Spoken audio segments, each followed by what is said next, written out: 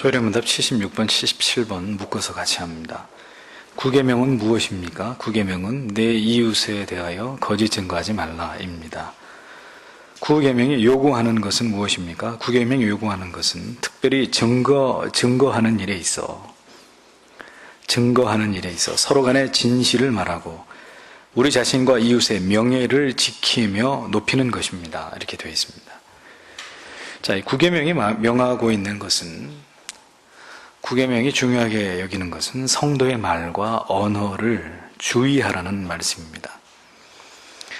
사람이 사용하는 말은 크게 두 가지 종류의 말이 있죠. 하나는 진실, 하나는 거짓입니다. 불행하게도 이 세상에서는 진실보다는 거짓이, 정의보다는 불의가 난무하고 있는 것을 봅니다.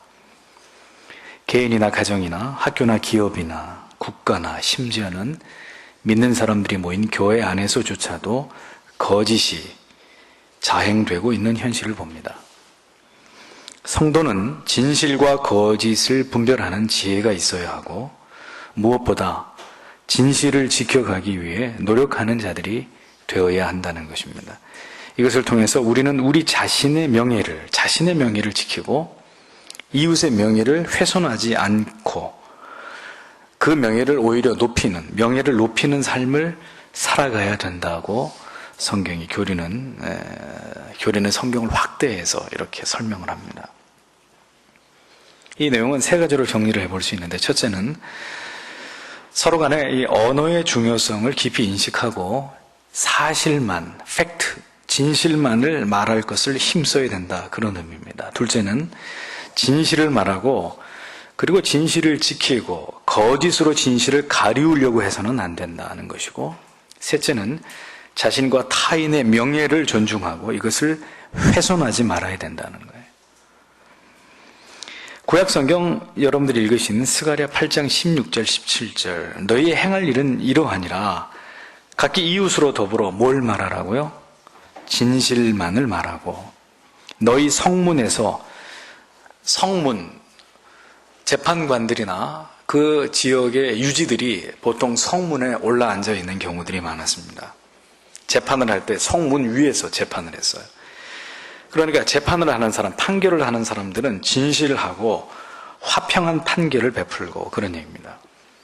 심중에 서로 남을 해하려고 하는 도모, 누군가를 찍어 넘어뜨리려고 하는, 누군가의 명예를 심각하게 훼손하려고 하는 이런 도모들을 말고, 그런 것들을 금하고 거짓 맹세를 좋아하지 말아라. 거짓말로 헛된 맹세를 하지 말아라. 거짓 약속을 하지 말아라. 이 모든 일은 나의 미워하는 것이다. 나 여호와의 말이다. 이렇게 말씀하고 있습니다. 하나님께서는 백성들에게 하나님이 미워하시는 언어들에 대해서 선지자를 통해 말씀하셨어요. 이웃과 더불어서 진실을 말하고, 그리고 진실을 가지고 판단을 하고, 서로 해하려고 하는 도모를 하지 말고, 그리고 이웃 간에 거짓 맹세를 하지 말아라. 다 이 말씀을 주의 깊게 보면 언어를 가지고 사람을 해치는 일은 절대로 하지 말라는 그런 말씀이에요. 하나님께서는 하나님의 자녀들이 진실만을 말하기 원하고 그 말로 누군가를 해하는 것을 미워하신다고 했습니다. 중상모략과 거짓으로 다른 사람의 명예를 훼손하고 진실이 아닌 확인되지 않는 말들을 성도의 입에 오르내리게 될 때, 여러분들이 잊지 마셔야 될 중요한 사실은 그 모든 일에 대해서 나중에 하나님 앞에 서서 여러분들이 한 모든 말들에 대해서 그게 진실이면 괜찮아요. 거짓일 경우에는 책임을 져야 할 날이 반드시 온다는 것을 기억하라는 거예요. 여러분들이 입으로 내뱉은 모든 다른 사람의 명예를 훼손한 중상모략한 말, 꾸며낸 말, 있지도 않은 얘기들을 지어낸 말, 하나님 앞에 책임져야 될 날이 온다는 거예요. 거짓은 눈덩이처럼 불어나는 속성을 갖습니다. 왜 그렇죠? 한마디의 거짓말을 내뱉었는데 그 한마디의 거짓으로 거짓이 끝나지 않아요. 왜 그렇죠? 그 거짓을 또다시 은폐해야 되기 때문에 그 거짓을 은폐하기 위해서는 또 다른 거짓이 동원이 됩니다. 이 두 가지의 거짓말을 은폐하려면 2마디의 거짓이 더 동원이 되고 4마디의 거짓을 은폐하려면 8마디에 점점점 거짓이 커져버리는 거예요. 결국은 걷잡을 수 없이 불어난 이 거짓 때문에 한 사람의 인격과 명예가 파멸의 길로 접어들게 되죠. 거짓이 난무하게 될 때 인격과 명예는 실추되고 그 개인이나 가정이나 공동체의 격은 허물어지게 되어 있습니다. 급기야 공동체 전체가 거짓과 불신으로 인해서 와해되고 무너지게 되는 일들이 일어나게 되겠죠. 믿음과 신뢰가 무너져 버리면 뭘 가지고 연합을 지킬 수 있겠습니까? 부부가 서로를 믿지 못한다. 그 관계는 끝난 거예요. 성도와 성도가, 목사와 성도들이, 목회자가 목회자를, 교회가 교회를 믿지 못한다. 그런 곳에서 어떻게 하나님의 뜻이 나타나겠어요? 어떻게 하나님의 영광 받으시는 일들이 일어나겠습니까? 거짓은 바로 우리의 삶의 기반을 무너뜨리는 중대한 범죄가 되는 것입니다. 성도가 일체의 거짓을 버리고 진실을 말하고 지키고 결국 다른 사람의 명예를 훼손할 어떤 일에도 이것을 도모하거나 모의해서는 안 되는 이유는 하나님이 다 보고 계시고 듣고 계시고 알고 계시기 때문이에요. 성도는 하나님을 닮아가는 자여야 합니다. 하나님이 어떤 분입니까? 거짓이 없으신 분이에요. 진실하신 분이십니다. 그 하나님을 닮아가려고 애쓸 때 하나님께 영광이 되는 삶을 우리가 살아갈 수 있는 거죠. 우리는 우리의 죄악된 생각과 마음에서 비롯된 말을 해서는 안 되는 것이고 하나님의 말씀을 통해서 진리를 사람들에게 말하고 훈계하고 때로는 권면하고 때로는 진리에 입각해서 위로하는 자들이 되어야 되는 것입니다. 우리가 진리를 말함에 있어서 가장 어려운 부분은 뭐냐면은 관계가 깨어질 것을 염려해서 그가 행하는 죄악된 일에 대해서 함구해버리는 거예요. 내가 안다는 이유 때문에, 나하고 친하다는 이유 때문에, 그가 내 가족이라는 이유 때문에 버젓이 불의와 불법을 진리가 아닌 것을 이야기하고 있는데도 거기에 대해서 말을 하지 않는 거예요. 진리의 말씀으로 올바르게 책망하고 불순종의 자리에서 돌이키게 하는 것도 진리를 지키는 일이고 진실을 밝히는 일임에도 불구하고 여기에는 이제 대단한 용기가 필요한 거죠. 관계가 깨어지더라도 다소한 오해가 생기고 그것 때문에 불편해지는 관계가 되더라도 진실은 진실로 밝혀져야 되는데 다 덮어버리는 거죠. 거짓으로 진리를 덮어버리고 불의로 정의를 가리우는 시대, 그런 시대가 되어버렸습니다. 진실을 원하지 않는 시대, 무엇이 옳고 바른 것을 알고자 하기보다는 내가 편하고 우리가 편한 것만을 추구하는, 진실을 미워하고 은폐하는 시대, 그런 시대는 소망이 없는 거예요. 그런 사람들은 성도라고 말하기 부끄러운 거죠. 이것은 진실을 지키는 것이 아니라는 말입니다. 성도는 진실을 밝히고 정의를 드러내므로 어떤 불이익과 핍박을 당하는 일이 있어도 절대로 그 진실을 은폐하거나 부인하거나 침묵하는 비굴한 자들이 되어서는 안 되는 것입니다. 왜 그럴까요? 진실이 덮여버리면, 진실이 감추어져 버리면 누군가가 그 가리워진 진실 때문에 억울하게 피해를 보는 사람이 반드시 생기기 마련이거든요. 여러분들이 진실을 말하지 않고 진실을 지키지 않고 진실이 아닌 거짓이 이야기될 때 그것은 거짓이고 진실이 아닙니다라고 말하지 않으면 그 거짓 때문에 누군가는 피눈물을 흘리게 되는 거예요. 누군가는 억울하고 정말 원통한 피해를 보게 되는 거예요. 우리의 비굴함이 누군가에게 고통이 된다면 우리는 명백하게 죄를 범하고 있는 것입니다. 그 사람의 그 억울함의 그 고통의 값을 하나님이 그 사람에게 물으실 거란 말이에요. 이 시대 진리를 지키는 것, 진실의 편에 서는 것이 왜 어려운 일입니까? 그것은 여러 가지 문제가 있겠지만 그 중에 가장 중요한 문제, 무엇이 절대 진리이고 진실인지에 대한 기준 자체가 모호해져 버렸기 때문입니다. 이른바 우리가 살아가고 있는 이 시대의 철학적 사전은 포스트 모더니즘의 시대. 그러니까 탈진실, 탈권위, 탈질서의 시대 아닙니까? 며칠 전에 하루아침에 세계적으로 유명해진 우리나라의 한 가수가 서울 광장에 수만 명의 인파가 운집한 공개된 장소에서 웃옷을 훌렁 벗고, 참 이상하죠? 왜 여자들은 웃옷을 벗으면은 그 신문에 나고, 남자들이 웃옷을 벗으면 왜 그거는 용납이 되는지 이상해요. 아무튼 웃옷을 훌러덩 벗고 소주 한 병, 깡소주를 꺼내가지고 사람들 앞에서, 그 많은 사람들 앞에서 소주를 들이키면서 노래를 했다 이거면, 이게 보세요. 아마도 이름 없는 가수가 그렇게 했으면 문제가 됐을지 모르겠어요. 그런데 한참 뜨는 가수거든요. 빌보드 차트에 2위까지 올라간. 기록에 보니까 일본의 어떤 가수가 한번 그런 적이 있었고, 그 외에는 동양 사람 중에 빌보드 차트에 2위 이상 올라갔던 사람, 이 사람이 유일한 사람인데, 세계적인 인기를 얻고 있는 가수이기 때문에 그런 추태를 부려도 이렇게 덮여버리는 거예요. 그냥 덮여버리는 거예요. 뜨기만 하면 봐주는 거예요. 그냥 다수의 사람들이 좋아하고 지지하고 그러면 모든 것이 그냥 용인되어 버리는, 덮여버리는 세상. 그러니까 절대 기준이라는 것이 없는 거예요. 왜 그렇게 하면 안 되는데? 이유를 얘기해봐. 내가 그렇게 하는데 당신이 왜 그걸 못하게 하는 거야? 근거를 대봐. 이런 식인 거예요. 절대 기준이라고 하는 것이, 절대 진리와 진실이 무너져 버리면 이렇게 무질서해져 버리는 세상이 되는 거죠. 그래서 뭐가 진실인지, 뭐가 옳은 것인지가 모호해져 버리는 그런 세상이 되는 거예요. 그러니까 동성연애자 가운데 목사도 나오고, 동성연애자들이 예배드리는 교회도 생기는 거고, 그게 왜 잘못되는지 얘기를 해봐라. 절대적인 진리 자체를 무시해버리면 그게 왜 잘못되는지를 설명할 길이 없어지는 거예요. 그러면 그 절대 진리의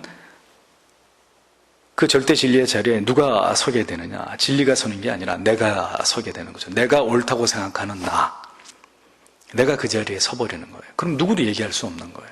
그게 포스트 모더니즘의 시대의 사람들의 모습입니다. 서로 간에 진실을 말하는 것을 부담스러워하는 세상. 모든 불법을 관행이라는 이름으로 눈 감아주고, 그래서 이중계약서 쓰고 이중장부 만들고, 이게 일반화되어 버린 사회. 진실과 정의를 지키는 길은 점점 요원해져 가고 있는 거예요. 이런 시대일수록 성도는 보다 더 세상의 기준보다 높은 도덕적 기준을 가지고 진리를 지키고 진실의 편에 서기 위해서 노력하는 성도의 삶을 살아가야 되는 것입니다. 하나님께서는 우리의 언어로 인해서 다른 사람의 명예가 훼손되는 것을 분명히 엄히 금지하셨어요. 내가 미워하는 일이다 라고 말씀하셨어요. 따라서 적어도 다른 사람에 대한 말을 옮김에 있어서는 각별히 주의해야 될 것을 강조하셨습니다. 내 이웃에 대해서 거짓 증거하지 말아라. 없는 일을 있다고 얘기하지 말아라 이겁니다. 그 사람이 안 했는데 했다고 얘기하지 말라 이거예요. 이웃의 명예를 보호하라는 것입니다. 이것이 왜 중요할까요? 사람은 동물과는 달리 명예와 자존심을 중요하게 여기는 본성을 가지고 있습니다. 따라서 명예를 잃어버리면 모든 걸 잃어버리는 거예요. 오죽하면 자존심 강한 사람은 자기의 명예를 잃어버린 것에 대해서 스스로 목숨을 끊는 것으로, 극단적인 방법으로 자기의 명예를 지키는 이런 일들을 보지 않습니까? 명예를 잃어버리고 고개를 들고 살아갈 수가 없으니까 자살을 선택하는 거예요. 그 사람의 전부를 빼앗아버린 거예요. 한 사람의 명예를 짓밟는 일은 따라서 살인에 해당되는 중대한 죄가 된다는 것을 기억하셔야 됩니다. 악한 말들과 모략으로 다른 사람의 명예를 실추시키기 위해서 악을 도모하는 것을 하나님께서 묵과하시지 않겠다. 내가 그들을 미워한다. 자신의 명예가 소중하면 다른 사람의 명예도 소중하게 여길 수 있어야죠.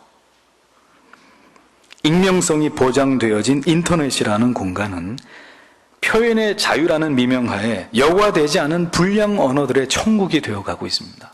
뭐든지 짓거리면 되는 거예요. 거기서는 얼굴도 안 보이고 자기 이름도 드러나지 않으니까 그냥 마음대로 생각나는 대로 다 거기서 정말 쓰레기 같은 말들을 토해내면서 자신들의 감정의 배설구처럼 인터넷이라고 하는 공간을 사용하고 있어요. 그럼 인터넷 실명제 합시다. 그게 왜 위헌인지 이해가 안 돼요. 그 속에서 사람들이 주고받는 언어들을 보십시오. 거의 쓰레기장 수준이에요. 거의 자기 얼굴 나오면, 자기 이름 나오면 그렇게 못할 겁니다. 얼굴도 안 나오고 이름도 안 밝혀도 되니까. 서로 비난하고 욕설이 오가고. 참으로 그게 한 나라의 국민성이라는 거예요. 아주 저급한 수준의 인터넷 문화를 한국 사람들은 가지고 있습니다. 다른 나라도 뭐 크게 다르지 않겠습니다만. 사람들이 전혀 다른 사람의 명예를 훼손하고 그야말로 무죄한 사람의 인격과 명예를 매장시켜 놓고도 전혀 죄책감을 느끼지 않아요. 사과 한마디 할 줄 모릅니다. 심히 악하고 패역한 세상입니다. 주님께서 이러한 인간의 죄성을 아셨기 때문에 형제를 미련하다, 나가라 하는 자는 어떻게 된다 그랬습니까? 지옥에 들어가게 될 것이다. 예수님이 농담하셨겠어요? 너 친구에게 야, 이 어리석고 미련한 친구야, 이렇게 말하면 성경이 예수님께서 지옥에 간다 그렇게 말한 사람, 농담으로 그렇게 하셨겠냐고. 이렇게 사람의 명예, 이웃의 명예를 훼손하는 것을 중대한 죄로 간주하셨다는 거예요. 지옥에 가시고 싶으면 계속 다른 사람의 명예 훼손하십시오. 자꾸 거짓 증거하세요. 그러면 그 사람 지옥 가는 거예요. 성도임에도 불구하고. 비방과 중상모략은 다른 사람의 명예를 죽이는 명예살인입니다. 근거 없는 소문, 악의적 인격에 대한 공격의 말들이 들려올 때 일단 그 자리를 뜨고 보세요. 그 자리에서 함께 죄를 범하는 게 아니라 이러한 모든 악한 일에서 여러분 자신을 보호하십시오. 그리고 다른 사람의 명예를 보호하기 위해서 그런 사람과 어울리지 말고 그런 자리에 성도는 피해야 되는 거예요. 듣지도 말고 입을 섞지도 말고 떠나는 거예요. 그냥 혼자 떠들도록 내버려 두고 그냥 다른 곳으로 자리를 옮겨버리는 거예요. 그래서 자기의 영혼을 지키고 다른 사람의 영혼을 지키는 일에 주저함이 없을 때 우리는 바로 이 구계명으로부터 벗어날 수 있는 거예요. 이웃의 명예만이 아니라 교리는 자신의 명예도 지키라고 얘기합니다. 이웃의 명예만 훼손하는 것을 금하는 것이 전부가 아니라 내 자신의 명예, 내 자신의 명예도 지키고 합법적인 방법으로 내 자신의 명예도 하나님 앞에서 높이라고 당부합니다. 사도행전 25장 10절 11절에 보면 바울이 가로되 내가 가이사의 재판자리 앞에 섰으니 마땅히 거기서 신문을 받을 것이라. 당신도 잘 아시는 바에 내가 유대인에게 불의를 행한 것이 없나이다. 만일 내가 불의를 행하여 무슨 사죄를 범죄하였으면 죽기를 사양치 아니할 것이나 만일 이 사람들이 나를 송사하는 것이 다 사실이 아니면 누구든지 나를 그들에게 내어줄 수 없나이다. 내가 가이사께 호소하나이다. 이렇게 바울이 자기 자신을 변호하고 자기 자신의 명예를 지키고 있는 말씀을 우리는 사도행전 속에서 보게 됩니다. 지금 사도 바울은 황제 앞에서 호소를 하고 있었어요. 나는 지금 황제에게 재판을 받아야 된다. 왜? 지금 유대인들이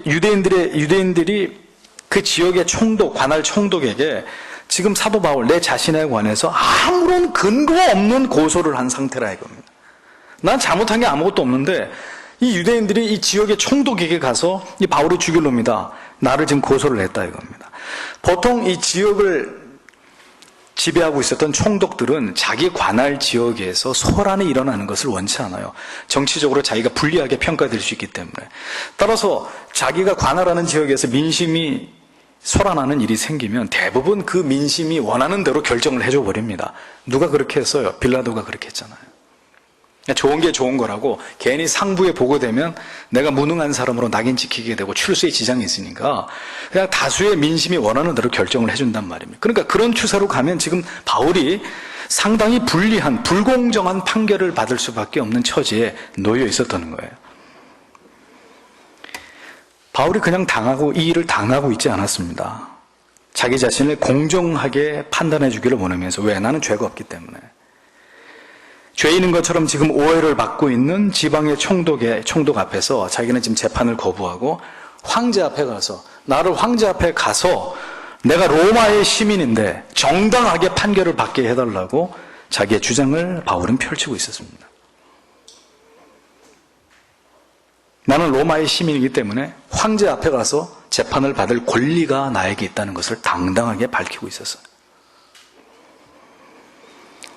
그리스도인들이 애매하게 고난을 당하는 일도 생깁니다. 불명예스러운 일도 생기기도 하죠. 또 그런 일을 감내해야 될 때도 있습니다. 근데 그런 순간은 복음의 영광을 위해서는 그렇게 하는 거예요. 내가 그렇게 하는 것이, 내가 지금 참는 것이, 내가 이렇게 불명예스러움을 당하는 것이 하나님 보시기에 하나님의 영광을 드러내는 일에 합당하다 그러면 우리는 당해야 돼요. 밟으면 밟혀야 되고 침 뱉으면 침을 닦아내면서 그걸 인내해야 돼요. 하지만 모든 순간에 그렇게 참는 것이 다 옳은 것이 아니라는 거죠. 지금 내 명예가 실추되는 것이 곧 하나님과 교회의 명예가 실추되는 일로 여겨질 때는, 말씀의 권위와 진리의 권위까지 흔들리는 일과 연관이 될 때는 분연히 일어나서 자신의 명예를 지켜야 되는 거예요. 내가 잘못한 일이 없는데 왜 나를 심판합니까? 그렇게 해서 자기의 명예를 지켜야 되는 거예요. 하나님이 나에게 사도라고 명했고 내게 이 일을 하게 했는데 당신들은 뭔데 나를 지금 고소하고 무죄한 나에게 이렇게 욕보임을 당하게 합니까? 하고 자기의 명예를 지키는 거예요. 여러분들이 성도이지만 세상에서 지금 여러분들이 참고 인내하는 것이 하나님의 영광을 드러내는 게 아니라 오히려 여러분들이 하지도 않은 일이 한 것처럼 여겨져서 여러분들이 믿는 하나님의 이름이, 그 영광이 훼손될 것 같으면 당당하게 일어나서 나는 그런 일을 한 적이 없습니다. 내 목에 칼이 들어와도 나는 그 일을 한 적이 없습니다. 하고 여러분 자신의 명예를 지키라는 거예요. 오해를 명백히 밝혀내고 모든 잘못 인식되고 있는 여론들을 잠재우면서 여러분들의 명예, 하나님의 명예, 복음의 명예, 교회의 명예를 지켜내는 것이 올바른 성도의 태도라는 것입니다. 그런 경우가 많이 있어요. 적극적으로 해명을 하지 않으면 다수의 여론은 불리한 쪽으로 흘러가게 돼 있는 거예요. 때로는 내가 그냥 입 다물면 언젠가 진실은 밝혀지겠지. 밝혀지겠죠. 하지만 그렇게 상당히 긴 시간 동안 고통당하지 않아도 될 것을 그저 그냥 침묵하고 내가 참지 했다가 큰 화를 당하는 경우들도 있는 거예요. 처음에 분명히 옳은 것은 옳고 아닌 건 아니라고 밝혔으면 그렇게까지 문제가 커지지 않을 텐데 입을 꼭 다물고 있었던 일 때문에 결국은 일파만파되면서 걷잡을 수 없는 사태까지 문제가 커지고 그것 때문에 여러 사람이 고통을 당하는 그런 일도 생겨요. 그러니까 처음에 분명하게 대응을 하시란 말이에요. 아닌 건 아니다. 맞는 건 맞다. 누구든 우리의 양심은 하나님 앞에서 자유합니다. 누구도 우리의 양심을 억압할 수 없어요. 하나님 앞에서 옳은 건 옳고 아닌 건 아닌 거지. 누가 뭐라 그런다 그래서 옳은 게 아닌 게 되고 아닌 게 옳은 게 될 수는 없는 거 아닙니까? 누구든지 진실을 밝힐 자격이 있고 기회가 있다는 것을 기억하셔야 됩니다. 그래서 자신과 이웃의 명예를 지키기 위해서 우리는 언제든지 하나님 앞에서 친분과 인간적인 의리를 떠나서 옳은 것은 옳다, 아닌 것은 아니다. 항상 이렇게 명백하게 진리를 밝힐 수 있는 용기가 필요하다는 겁니다. 자, 공동체 가운데 누군가가 억울함을 당했다면 하나님께서는 그의 억울함의 호소를 반드시 듣고 계세요. 지금 누가 굉장히 하나님 앞에 억울하다고 기도하는 거예요. 하나님, 저는 그런 적이 없는데 내가 지금 이렇게 억울하게 됐습니다. 만약 그가 의롭다면 그를 억울하게 한 모든 책임을 반드시 하나님 그 공동체에다가 물으신단 말이에요. 왜 죄 없는 자를 억울하게 너희가 이 사람에게 욕보임을 당하게 했느냐. 죄가 없는데 잘 알아보지도 않고. 그 책임을 공동체가 다 져야 되는 거예요. 여러분들이 진실을 아는 증인이고 올바르게 진실되게 증언을 해야 될 책임이 있었는데도 위증을 했다. 만약에 위증을 했다.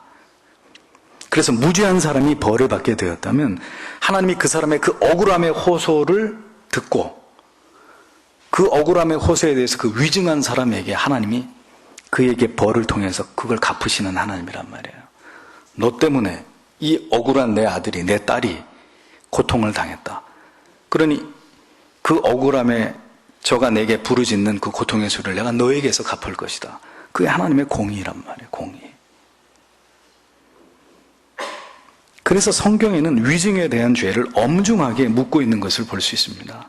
증인의 수를 항상 2명 이상 정해놓고, 그리고 위증이 드러나게 될 경우에 그 모든 책임을 그 위증한 사람에게 다 덮어 씌웠어요. 다 덮어 씌워서 그저로 하여금 죄를 물게 했던, 구약에 보면 법이 나와요. 구계명을 우리의 삶에 적용해서 살아가는 일은 결코 쉬운 일이 아닙니다. 모든 판단과 말을 삼가해야 되는 거죠. 우리가 한 말 그대로 그것이 진실이든 거짓이든 하나님 앞에 평가가 되고 있기 때문에 우리가 어떤 말을 하든 그게 진실 아니면 거짓이잖아요. 중간이 어디 있어요. 그러니까 진실은 진실대로 하나님이 평가하고 계시고, 만약 그게 거짓이었다면 그대로 하나님이 평가하고 계시는 거예요. 옳다는 말은 그래서 옳다고 말을 해야 되는 것이고, 언제든지 아닌 것은 아니라고 말을 해야지. 예?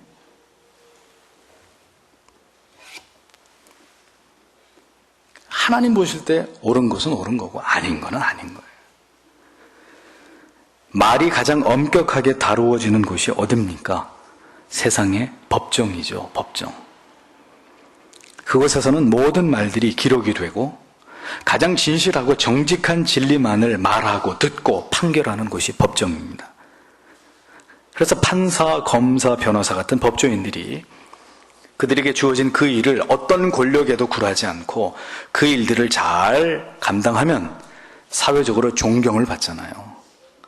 법조인들. 그들에 대한 신뢰도가 보통 사람보다 높단 말이에요. 이렇게 진리와 진실의 법이란 토대 위에 정확하게 시비를 가리는 자들, 사회적으로 존경받습니다.